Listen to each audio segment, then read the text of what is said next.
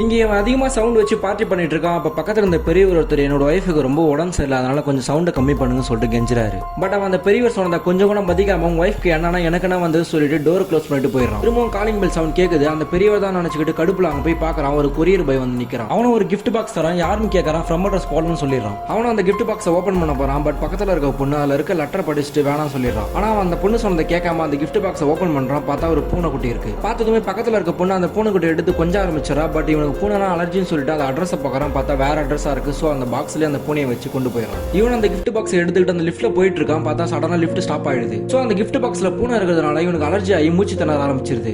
இவன் அந்த லிஃப்ட்டை தட்டி யாருன்னா ஹெல்ப் பண்ணுங்க சொல்லிட்டு கத்துறான். பார்த்தா அந்த பெரியவர் வந்து நிக்கிறாரு. பட் அந்த பெரியவர் அவன் கிட்ட இப்ப மூச்சு திணறி உனக்கு உயிர் போற டைம்ல உனக்கு எப்படி இருக்குன்னு கேட்கறாரு. அதை கேட்டதுமே அந்த பெரியவர் கிட்ட சாரி கேட்டது நான் பண்ணது தப்பு தான் சொல்லிட்டு கெஞ்சறான். ஸோ அந்த பெரியவர் அவனை காப்பாத்திறாரு. அவனும் அந்த பெரியவர் கிட்ட நான் தப்பு பண்ணி என்னோட உயிரை நீங்க காப்பாத்திருக்கீங்க, ஸோ உங்களோட ஒய்ஃபோட மெடிக்கல் செலவை நானே ஏத்துக்கிறேன் சொல்லிடுறான்.